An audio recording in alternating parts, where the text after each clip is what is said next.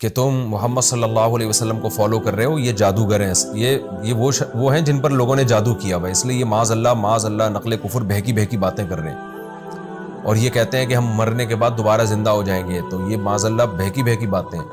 اس کا قرآن نے کیا جواب دیا تھا؟ تم پتھر بن جاؤ، لوہا وہی رب تمہیں پیدا کرے گا جس نے پہلی دفعہ پیدا کیا۔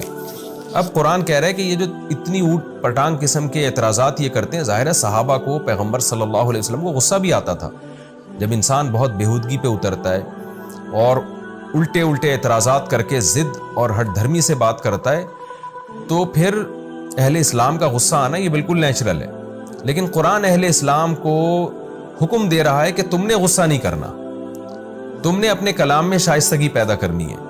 اسی مضمون کو یہاں سے شروع کیا جا رہا ہے۔ وَقُلْ لِعِبَادِي، اے نبی میرے بندوں سے کہہ دیجئے، یقول التی ہی احسن، وہ بات کہیں جو بہت بہترین ہو، یعنی اخلاقی اعتبار سے بہت بہترین ہو، جس میں غصہ نہ ہو، جس میں طنز کا جواب طنز سے نہ ہو، اچھے انداز سے آپ ان کو جواب دیں۔ کیوں؟ ان الشیطان ینزغ بینہم، شیطان لوگوں کے درمیان نزغ کرتا ہے، یعنی فساد ڈالتا ہے۔ ہوگا یہ کہ بعض دفعہ آپ نے بھی اس کو جواب دے دیا اسی انداز میں، تو اس کو پروپیگنڈا کرنے کا موقع مل جائے گا، اس سے نفرتیں کم ہونے کے بجائے اور زیادہ بڑھیں گی۔ بعض دفعہ یہ بھی ہوتا ہے کوئی مخلص آدمی آ جاتا ہے، وہ واقعی سمجھنا چاہتا ہے، اس کے الٹے اعتراض کا آپ نے غلط طریقے سے جواب دیا، اس سے بھی نفرت کا موقع مل جاتا ہے۔ تو حتی الامکان کوشش کی جائے کہ اپنے اخلاق میں اپنا جو معیار ہے نا اس پہ سمجھوتا نہ کیا جائے، چونکہ یہ مکہ میں آیتیں نازل ہوئی ہیں نا، تو وہاں تو قوت طاقت تھی نہیں، تو قرآن بار بار صبر کی تلقین کر رہا ہے، اور یعنی انداز کو اچھے سے اچھا بنانے کا حکم دے رہا ہے۔ لیکن آج ہم دیکھ لیں کہ ہمارا ایٹیٹیوڈ کیا ہوتا ہے، ذرا سی بات پر ہم کیسے ایک دم بوکھلا جاتے ہیں۔ تو ٹھیک ہے، وہ انسان کی ایک نیچر ہے، اس کو غصہ آتا ہے، ایک حد تک برداشت کرتا ہے، لیکن ترغیبی حکم قرآن کا یہی ہے کہ شیطان فساد پھیلائے گا تمہارے غصہ کرنے سے، یا تمہارے ان کو اسی اسٹائل میں جواب دینے سے۔ لہذا کوشش کرو ایسے انداز میں بات کرو، یقول التی ہی احسن، جو سب سے بہترین انداز ہو۔ ان الشیطان کان للانسان عدوا مبینا، بے شک شیطان انسان کا کھلا ہوا دشمن ہے۔ دیکھیں، یہ مطلب نہیں ہے کہ اسلام میں غصہ کرنا جائز ہی نہیں ہے یا پنشمنٹ اور سزا ہی نہیں ہے۔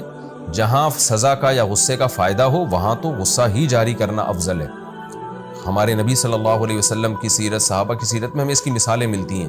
یہ وہاں کا موقع ہے جہاں غصہ جاری کرنے سے فائدہ کے بجائے نقصان کا خطرہ ہو، تو یہ موقع کیونکہ مکی آیتیں ہیں نا، تو اس لیے قرآن ان کو ترغیب دے رہا ہے۔ جہاں آپ سمجھتے ہیں کہ سختی سے بات کرنے سے فائدہ ہوگا یا سختی کرنے سے فائدہ ہوگا، تو پھر وہاں تو سختی کرنا واجب ہے، کیونکہ نبی صلی اللہ علیہ وسلم نے فرمایا من رأى منکم منکرا فلیغیرہ بیدی فإن لم یستطع فبلسانہ، جو گناہ کو ہاتھ سے روکنے کی طاقت رکھتا ہو نا، تو اسے چاہیے، اس پر لازم ہے کہ ہاتھ سے روکے، اور جو زبان سے روکنے کی طاقت رکھتا ہو زبان سے روکے۔ یہ وہاں کی بات ہے جہاں غصہ کرنے کا فائدہ نہیں ہے، تو وہاں پھر برداشت والی پالیسی اختیار کی جائے، کیونکہ شیطان جو ہے نا وہ کیا کرے گا، لڑائی ڈلوا کے نفرتوں میں کمی کے بجائے اضافے کا ذریعہ بنے گا، اس سے پھر لوگ دین سے اور دور ہوں گے۔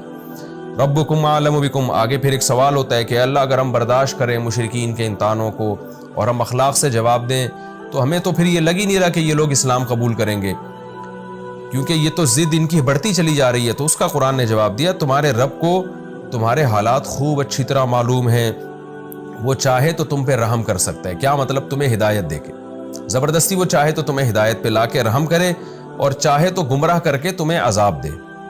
یعنی یہ اللہ پہ چھوڑ دو کہ کون قابل رحم ہے اور کون قابل عذاب ہے۔ ابھی تو تمہیں بس یہ حکم دیا جا رہا ہے کہ صبر کرنا ہے اور اخلاق سے تبلیغ کرنی ہے، تم نے اخلاق کے دائرے میں رہ کے، اور اس فکر کو چھوڑ دو کون مسلمان ہوتا ہے کون کافر ہوتا ہے، یہ تمہارے رب کو تمہارے حالات معلوم ہے، یعنی لوگوں کے حالات معلوم ہے۔ جس کو وہ چاہے گا ہدایت دینا اس کو ہدایت دے گا، اور جس کو چاہے گا گمراہ کرنا اسے گمراہ کرے گا۔ وما ارسلناک علیہم وکیلا، اور اے نبی ہم نے آپ کو ان پر کارساز نہیں بنایا، نگمان نہیں بنایا، بس آپ کو جو حکم دیا جا رہا ہے اخلاق سے آپ تبلیغ کریں، آپ کرتے رہیں۔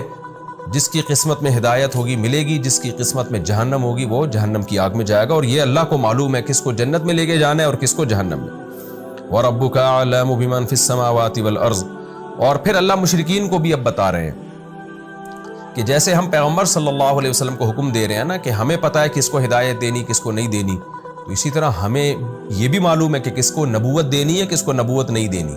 کیونکہ مشرکین بھی یہ کہتے تھے کہ محمد صلی اللہ علیہ وسلم کو اللہ نے نبی کیوں بنا دیا، یہ طائف کا اور مکہ کے بڑے بڑے سرداروں میں سے کوئی کیوں نہیں بنا، کبھی کہتے تھے فرشتہ کیوں نہیں بنا، تو اس کا جواب اللہ نے فرمایا وَرَبُّكَ أَعْلَمُ بِمَنْ فِي السَّمَاوَاتِ وَالْأَرْضِ، تیرا رب خوب جانتا ہے اس تمام مخلوق کو جو بھی آسمانوں میں اور زمینوں میں، وَلَقَدْ فَضَّلْنَا بَعْضَ النَّبِيِّينَ عَلَى بَعْضٍ، اور اس علم کی وجہ سے ہم نے فضیلت دی ہے بعض پیغمبروں کو بعض پر، یعنی ہم نے یہ خود منتخب کیا ہے کہ کس کو پیغمبر بنانا ہے، اور صرف پیغمبر بنانا نہیں بلکہ کس کو اعلیٰ درجے کا پیغمبر اور کس کو رتبے میں نسبتاً کم درجے کا پیغمبر بنانا ہے، یہ سب فیصلے بھی ہم نے کیے ہیں۔ اور تم اہل کتاب سے جا کے پوچھو، وہ تمہیں بتائیں گے کہ ہمیشہ سے پیغمبر آتے رہے ہیں اور اللہ کی مرضی سے آئے ہیں، انسانوں کی سلیکشن نہیں ہے، جمہوریت کی بیس پہ نہیں ہے اللہ نے انتخاب کیا پیغمبروں کا، وہ اللہ خود سلیکٹ کرتا ہے جس کو پیغمبر بنانا ہوتا ہے۔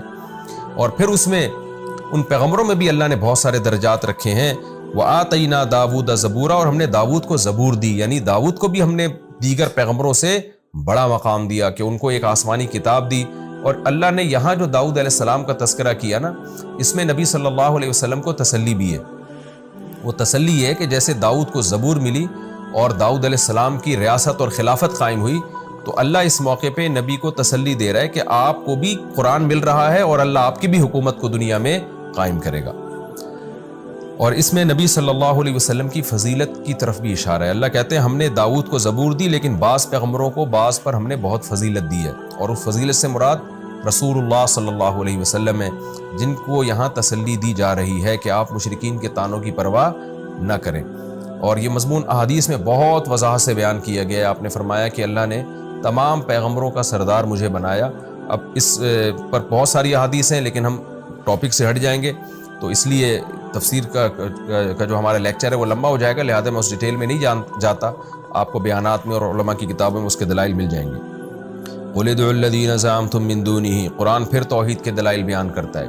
ہوا یہ تھا کہ کچھ جنات جن کی مشرکین عبادت کیا کرتے تھے اور فرشتے جن کی عبادت کیا کرتے تھے، تو اللہ بتا رہے ہیں کہ فرشتے جن کی تم عبادت کرتے ہو وہ تو خود اللہ کی عبادت کرتے ہیں، اور بہت سے جنات بھی مسلمان ہو گئے تھے، وہ بھی اللہ کی عبادت میں لگ گئے تھے اور اس فکر میں لگ گئے تھے کہ کون اللہ کا زیادہ قرب حاصل کرتا ہے۔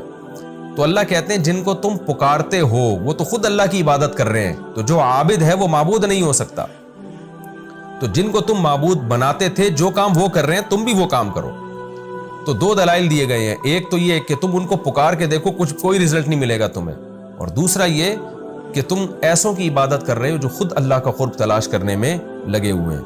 قُلِ ادْعُوا الَّذِينَ زَعَمْتُم، اے نبی ان سے کہہ دیجئے ان کو پکارو جن کے بارے میں تمہارا دعویٰ ہے، یعنی دعویٰ کیا ہے کہ وہ معبود ہیں، مِن دُونِهِ اللہ کے سوا، فَلَا يَمْلِكُونَ كَشْفَ الضُّرِّ عَنْكُمْ، تم پکار کے دیکھو، نہ وہ تم سے نقصان کو دور کرنے کے مالک ہیں، ولا تحویلا، اور نہ اس نقصان کو تبدیل کر سکتے ہیں، اس میں کمی کر سکتے ہیں، کچھ بھی نہیں کر سکتے وہ۔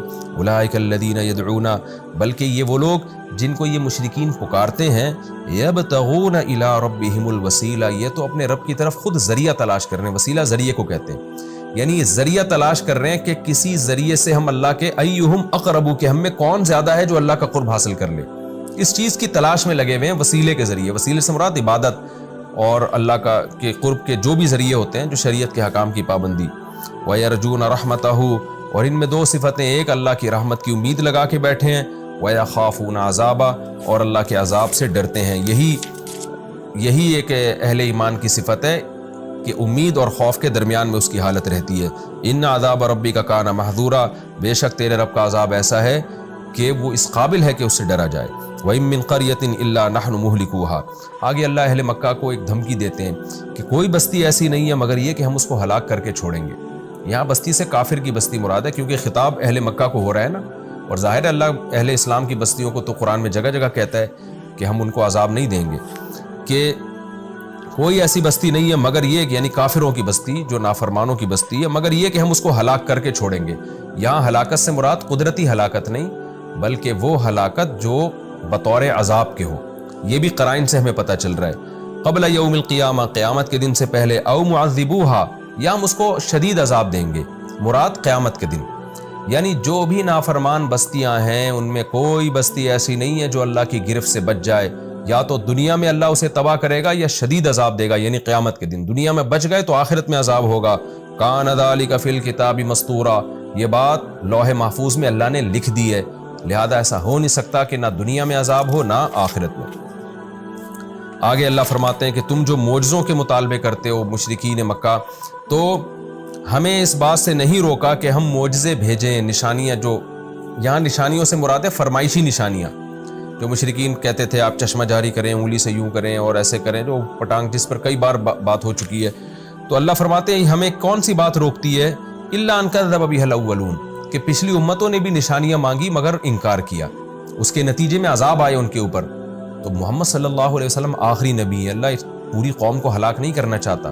اگر اللہ نے نشانیاں، ان کی فرمائشی نشانیاں دکھانا شروع کر دی تو نتیجہ کیا نکلے گا کہ یہ پھر بھی انکار کریں گے اور اللہ سب کو تباہ و برباد کر دے گا۔ تو پچھلی امتوں کے حالات دیکھو تو ان کے حالات ایسے ہیں کہ جس کی وجہ سے ہم ان کے فرمائشی معجزے نہیں دکھاتے۔ ہاں کبھی کبھی اللہ کی حکمت ہوتی ہے تو دکھا بھی دیتے ہیں۔ پھر اللہ اس ایک مثال دے رہے ہیں، وَآتَيْنَا ثَمُودَ النَّاقَةَ، دیکھو ہم نے قوم سمود کو اونٹنی دی تھی نا، مبصرتاً، کیسی بصیرت کی چیز تھی، اس کو دیکھ کر ایمان لانا چاہیے تھا، لیکن ہوا کیا؟ فَظَلَمُوا بِهَا، انہوں نے ظلم کیا، تو نتیجہ کیا نکلا؟ ہلاک کر دیا اللہ نے۔ حالانکہ اس سے پہلے ہلاک نہیں کیا، اس سے پہلے ان کو آزمائش کا موقع دیا، لیکن جب اتنا بڑا معجزہ دکھا دیا تو پھر ہلاک کر دیا ان کو۔ تو تمہارے ساتھ بھی ایسا ہوگا، اس وجہ سے ہم تمہارے فرمائشی معجزے تمہیں نہیں دکھاتے۔ وَمَا نُرْسِلُ بِالْآيَاتِ إِلَّا تَخْوِيفًا، اور ہم اپنی نشانیاں نہیں بھیجتے مگر ڈرانے کے لیے۔ کیا مطلب؟ ایسے واضح معجزے دکھانا شروع کر دیں تو پھر ان کے پیچھے خوف بھی ہے۔ کیا مطلب؟ پھر ہم تمہیں ڈرا دیں گے اس سے کہ اگر تم پھر بھی ایمان نہیں لائے تو تمہیں ہلاک کریں گے ہم۔ یعنی یہ خوف اور عذاب کی ایک علامت بھی ہوتی ہیں یہ معجزے۔ وَإِذْ قُلْنَا لَكَ إِنَّ رَبَّكَ أَحَاطَ بِالنَّاسِ، پھر اللہ ایک اور مثال دے رہے ہیں کہ آپ کے ساتھ دو معجزے، ایک تو دنیا میں اور ایک آخرت میں۔ ایک معجزہ تو یہ کہ آپ کو ہم معراج پہ لے کے گئے، لیکن انہوں نے کیا کیا؟ انہوں نے انکار کر دیا۔ آپ اس سے عبرت حاصل کریں، حالانکہ آپ نے مسجد اقصیٰ کی پوری علامات بتا دی، قافلوں کا تذکرہ کیا، پوری ڈیٹیل آپ نے ان کو بتائی، لیکن اس کے بعد بھی انہوں نے معراج کا انکار کیا۔ تو اس سے کیا پتہ چلتا ہے؟ بھائی اللہ کو ان کے حالات معلوم ہیں، ان کے حالات اللہ کو معلوم ہے۔ اب دوبارہ بھی معجزہ دکھائے تو انہوں نے انکار کرنا ہے، تو اس سے ایسا نہ ہو کہ اللہ کا غضب آئے اور اللہ ہلاک کر دے۔ اسی طرح وَالشَّجَرَةَ الْمَلْعُونَةَ فِي الْقُرْآن، قرآن میں ہم نے بتایا کہ ایک درخت ہے جہنم میں زقوم، تو انہوں نے کیسا مذاق اڑایا، حالانکہ اللہ کی قدرت ہے کہ اللہ آگ میں درخت پیدا کر سکتا ہے۔ تو یہ درخت کی مثال اور معراج کی مثال یہ واضح دلیل ہے کہ یہ لوگ جب معجزہ دیکھیں گے تو ایمان لانے کے بجائے مذاق اڑائیں گے۔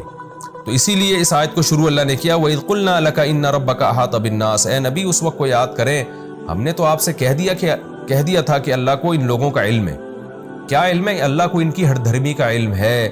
یہ فرمائشی معجزے مانگیں گے اور اگر ہم نے دیے تو یہ نئی مان لے کر آئیں گے، اور یقین نہ آئے تو آپ معراج کا واقعہ اور زقوم کا واقعہ جو قرآن میں مذکور ہے اس سے آپ عبرت حاصل کریں۔ یعنی نبی صلی اللہ علیہ وسلم کو اللہ نصیحت کر رہے ہیں تسلی کے لیے کہ وَمَا جَعَلْنَا الرُّؤْيَا الَّتِي أَرَيْنَاكَ، ہم نے نہیں دکھایا آپ کو وہ منظر جو ہم نے آپ کو دکھایا تھا مگر لوگوں کی آزمائش کے لیے۔